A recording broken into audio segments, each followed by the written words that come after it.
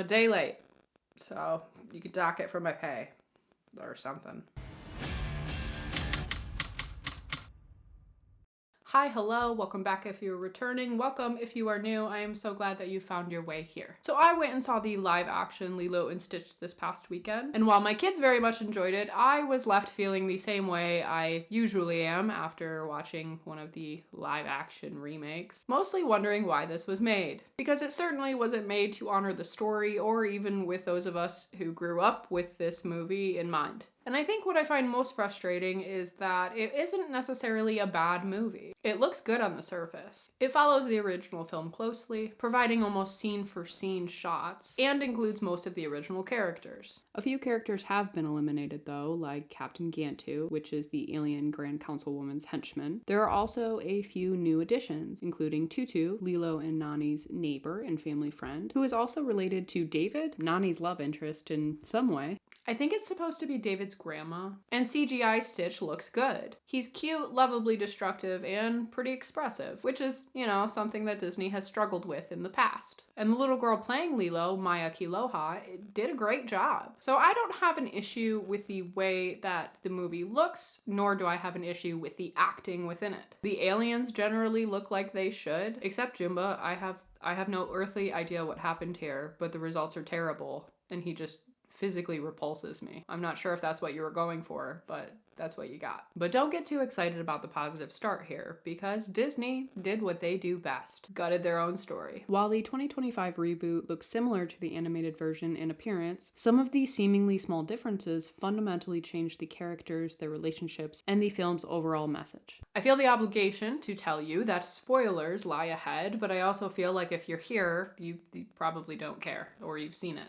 So you definitely don't care. It's also worth remembering I've only seen this movie once in theaters with my kids. So I'm going to be heavily relying on the notes that I took and my memory, which isn't always that great. So if I miss anything, that's gonna be why. So this video won't be all encompassing by any means. I just really wanna highlight some areas that I think Disney really missed the mark on. Because this movie is a cash grab, much like all the other remakes that have been popping off lately, and it's destroying everything, ruining their own movies. So one thing I really love in the 2002 Lilo and Stitch is that all of the characters have their own individual stories within the greater narrative. But in the live action version, many of the small details that help build these characters and push their development are taken away. That happens a lot in these remakes. Details are either erased or completely replaced, resulting in what I think is a surface level version of the movie and doesn't deliver the depth that the original gave us by providing a complex look at their own individual struggles and then how they relate to one another and how they differ from one another as well. And Disney has this tendency to add new characters or plot lines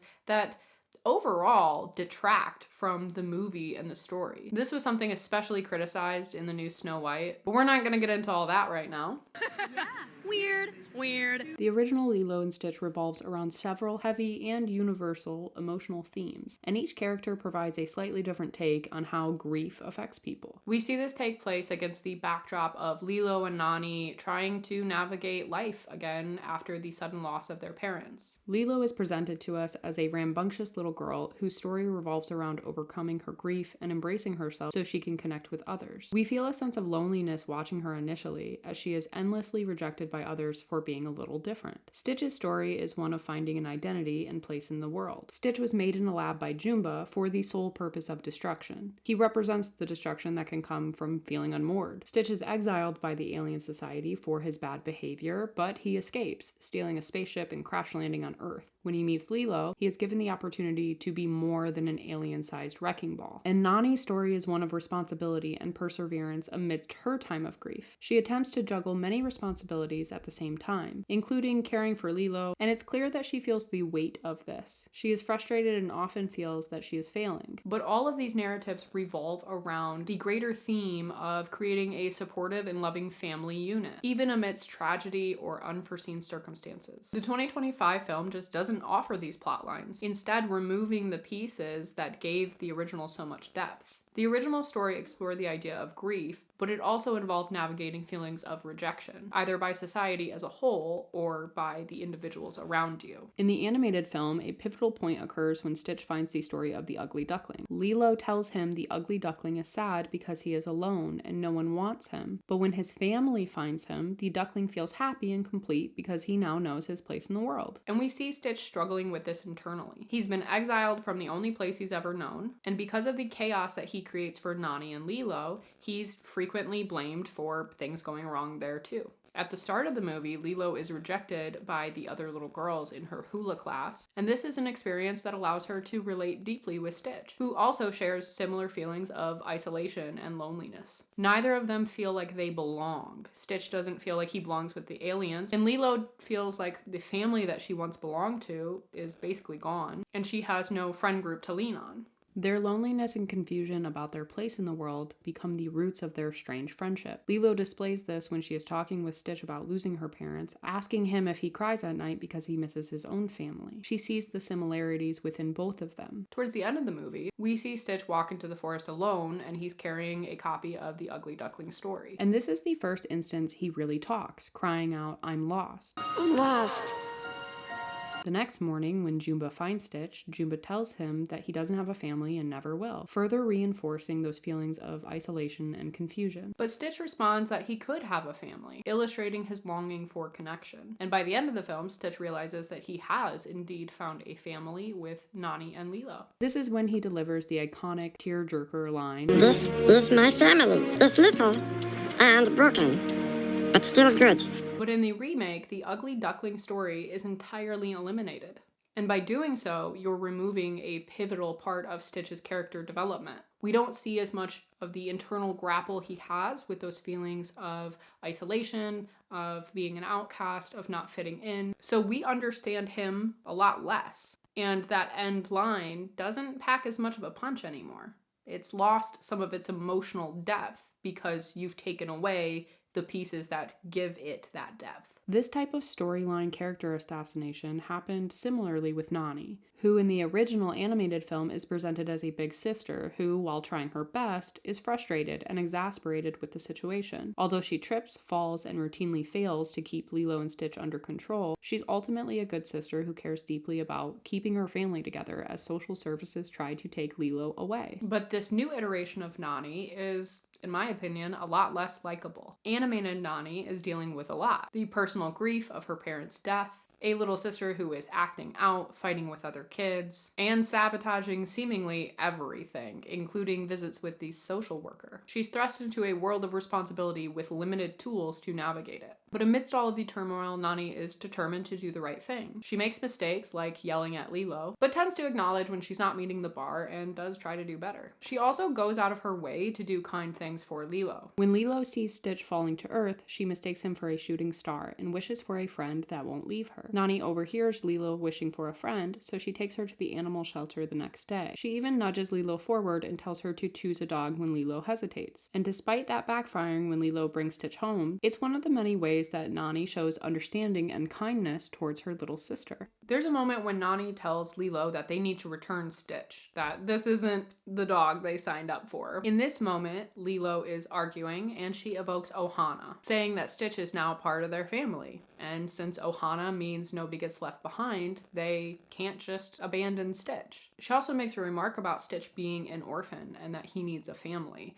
So there is a very clear tethering of their two situations together here. But instead of doubling down, Nani actually softens when she hears this reminder of the principles that her parents instilled in both of them. And she allows Lilo to keep Stitch at least another day. In the original movie, Nani was explicitly involved in the decision to get Stitch, but in the new remake, she is left out of the decision completely. For the reboot, Lilo visits this dog shelter regularly, making friends with the animals by bringing them candy, which doesn't really make sense to me because in the first one, they specifically go to the shelter for a dog, but the new iteration frames it as just kind of happenstance, and that annoys me because this moment is two different storylines converging, and it's very well done. The live action just comes off as really sloppy to me because they didn't tie these stories together in a really solid way like they did in the first one. In the new story, Lilo is already out with the neighbor lady lady Tutu and asks to go visit the dogs. Stitch is hiding out in the shelter when Lilo comes in, sees a poster of a child hugging a dog, and gets the idea to disguise himself as a dog to use Lilo as a human shield and avoid Jumba apprehending him. Also, I listened to that back and I feel like it's confusing. The human shield part is just present in both stories. They did stay accurate to that one. But they did get around having to use CGI for Jumba and Pleakley for the whole movie because they just gave them like human skin suits. Part of me feels like that's really lazy. All of me knows that that was the right decision when I see images of Jumba. Because what happened? It's so bad. Don't know why he looks like this. Pleakley looks normal. Anyway. So in the new version, when Lilo comes home with his fake dog, Tutu tells Nani that it was her idea because she thought it would be good for Lilo. Which also isn't actually true because Lilo just kind of like made all this happen because she said she wanted the dog. I don't know. So what was originally framed as a kind sisterly moment now becomes a massive point of contention between Lilo and Nani. And all of Stitch's antics only exacerbate that. In this iteration, when Lilo brings up Ohana as a reason to keep Stitch, Nani responds with the most jaded answer you could possibly give by yelling that they were left behind. And you know, all that stuff about family and not leaving each other sounds really great in theory, but this is reality, kid. Reality doesn't pan out like that. I told you, it was so jaded. It's crazy, actually. Like, yeah, I get it. I also kind of thought this way when I was like 20, but damn, that's gonna confuse some of you who think I'm like 22. So the addition of Stitch into this situation makes everything all the more overwhelming for Nani, who is already just at the edge all the time. Not to mention for the entire movie, every single person around Nani is telling her how she's doing such a bad job at raising Lilo and she basically should just give her up to the state because it would just be better than what they got going on right now. Which is a wild change because in the original, they frame the state coming in to take Lilo as an inherently negative thing. And in this version, it's the exact opposite. They're treating it as a positive thing. The social worker even uses the costs of raising Lilo as like a justification for why Nani should just give her up. So the social worker never really like threatens to take Lilo away, but she just spends the entire time gaslighting Nani into why she should. Also in this version, the social worker is a woman and Cobra Bubbles is like the director now. So they kind of split them into two different characters. But she doesn't really threaten to take Lilo away ever, which was a very big component of the original. The threat of being taken was very strong, and it was a big motivator for why Nani wanted to make sure she got a job and she got everything in order. It's clear Nani is internally wrestling with this during the entire movie. She doesn't think letting Lilo go is the right decision, believing that taking care of her sister is indeed her responsibility. But bizarrely, everyone just tells her she's wrong. Especially Tutu, who offers to take care of Lilo so Nani can go to college. Nani still protests this, pointing to her responsibility for Lilo, but Tutu dismisses this, telling Nani that she has to take care of herself first. And Lilo basically gives Nani a blessing, saying their parents would have wanted Nani to go. But don't worry, because now Nani can just use this handy-dandy portal gun to visit home anytime she wants. So it's not even that big of a deal that she's hours and hours away for school.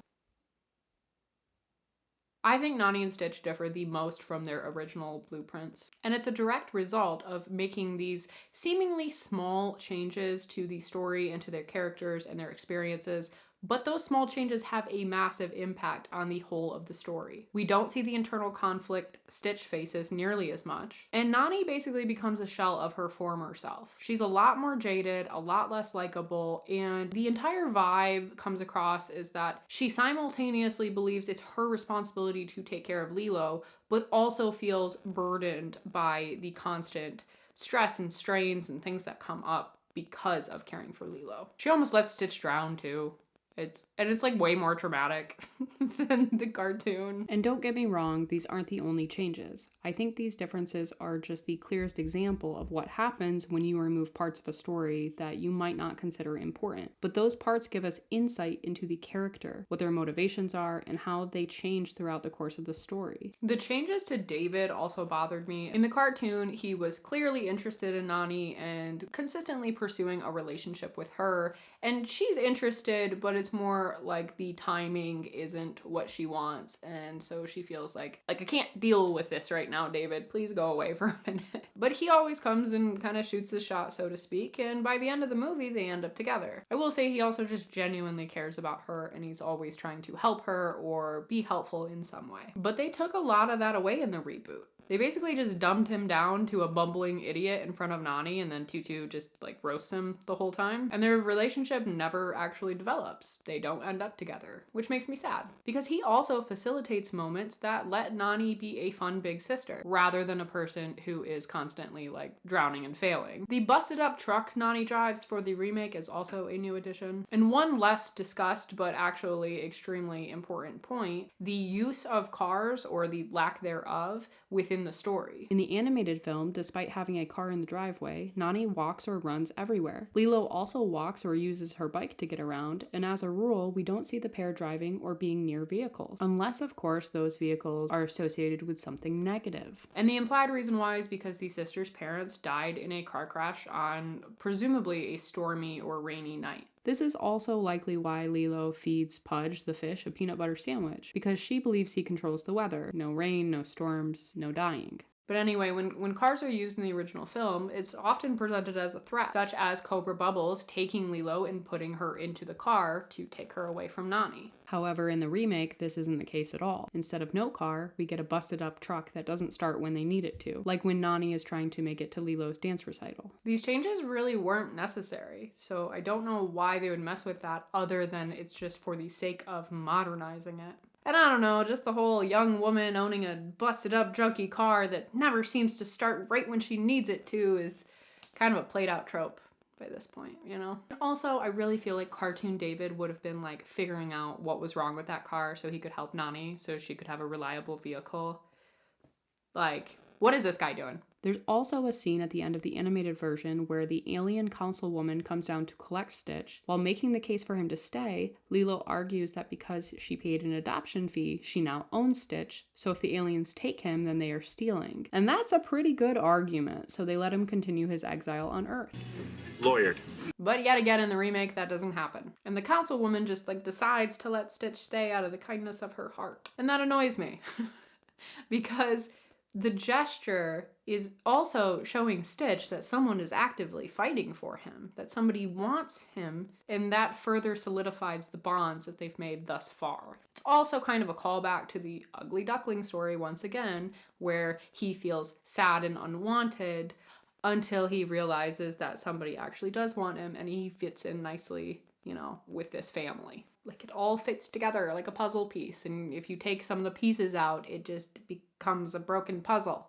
Which brings me to my point that this is a surface-level regurgitation of a story for profit. It's not as relatable, inspiring, or nearly as compelling as the cartoon version because they've watered down all the characters. And the entire message of the movie has shifted because of these changes. The original narrative is rooted in meaning and purpose provided by having a strong support system, illustrating that when you don't have it, you can still create it. Which, is like a pretty important message for those of us in the orphan club, but the new iteration is confused. Because they take that message of Ohana, which means to never leave your family behind, and distort it to make Ohana include this message of supporting the individual goals and aspirations of the family members. And while I do think we should support the people we love in that way, I don't think that leaving your baby sister to be raised by the neighbor and David is doing that. It makes the movie feel a lot less like Nani and Lilo versus the world, and more like Nani and Lilo versus each other, or Nani versus the problem of Lilo. And that sucks, especially when you take into account that Lilo is a 6-year-old girl who just lost everything. The one person that she has left in her family just dumps her with people that she's not even related to. No, don't like that. Disney repurposes and repackages these movies in hopes that those of us who grew up with them will take our own kids to the theaters to relive our experience. But then we walk away feeling cheated because we did not get what we thought we would. And like I said in my last video about the problems plaguing Hollywood, they are pursuing old stories as a safeguard and an easy cash grab. They don't want to risk new stories that might not do well, but they know that despite making a slew of horrible reboots, people still hold out hope that this will be the good one. It's like a really toxic relationship. But modernizing the narrative never works in a meaningful way because the changes aren't adding anything to the story. They just seem to take away important elements, giving us watered-down versions that are nowhere near as impactful, relatable, or inspiring as their original blueprints. These films should inspire hope. Hope that despite the obstacles or setbacks or tragedies that you might experience, there is a way to recover and move forward and be complete and whole and happy still, even when you experience profound loss. When you take away pieces of the characters and how they came to be, it erases a lot of that, especially when you're twisting the entire message of a movie from something so family oriented and also like promoting the idea that you can kind of build up your family even if you don't come from a good one or, you know, whatever. And then to just morph all of that into like, do whatever is best for you. It's just this empty, meaningless thing at this point. One final note. People seemed pretty bummed that Pleakley wouldn't be like cross-dressing in all his glory in this one. And they definitely toned it back quite a bit. But that was the correct decision. Because it would have been really weird to watch a grown man don a dress and a wig and makeup and, you know, start really enjoying that. He still wore some girly tops, but they framed it a lot more as he's an alien who thinks he knows how people dress but has no idea, which is true. So that change was a-okay with me because I don't really want to watch the autogynephilic version of Pleakley. But that's my take, and now I would love to hear yours. If you have seen the new Lilo and Stitch, what are your thoughts? Do you agree with my assessment? Do you disagree? Do you like the changes that they've added? Do you think the things that they changed added or took away from the story? And do you think that Disney meddling with their old stories is generally negative or positive? Is there anything I didn't include in this video that you think I should have? Let me know in the comments down below. As always, thank you for watching, thank you for being here, and I will see you guys next Friday.